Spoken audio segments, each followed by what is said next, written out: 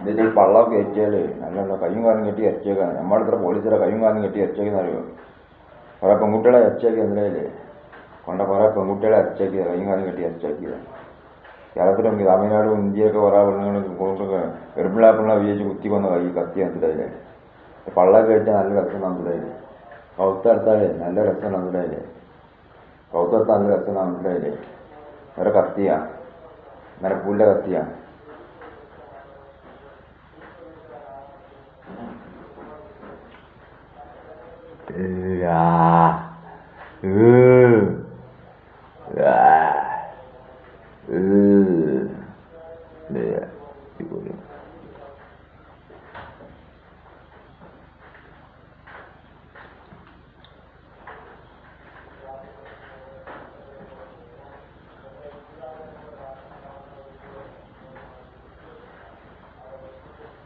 അത്തി അരച്ച ചുട്ടുന്ന മനസ്സിലായില്ലേ?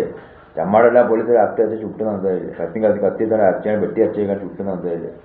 നമ്മളെ കോഴി ജഡ്ജിമാരായിട്ടൊക്കെ പറഞ്ഞാൽ കൈയും കാലം കെട്ടി അരച്ച് ചുട്ടുന്നതാണ്. കുതിരകളിൽ കുറേ ആൾക്കാർ അരച്ച് ചുട്ടുന്നതാണ്. കണ്ണു നെല്ലച്ചിൽ കുറേ ആൾക്കാർ അരച്ച് ചുട്ടുന്നതാണ്. പല പെണ്ണുങ്ങൾ ഗർഭിണിയാകുമ്പോൾ വയറ്റിന് കത്തി കയറ്റി മനസ്സിലായില്ലേ? വയറ്റിന് കത്തി കയറ്റി മനസ്സിലായില്ലേ? നിർത്തിപ്പിടിച്ച് കയറ്റിയതാണ്.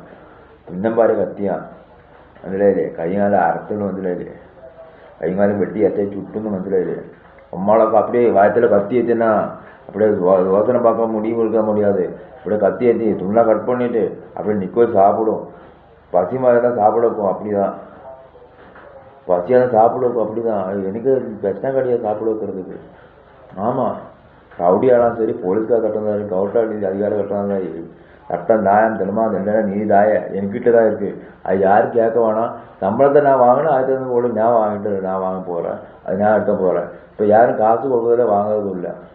அப்படியே வயத்தில் கத்தி ஏற்றி அப்படியே காமிப்போம்.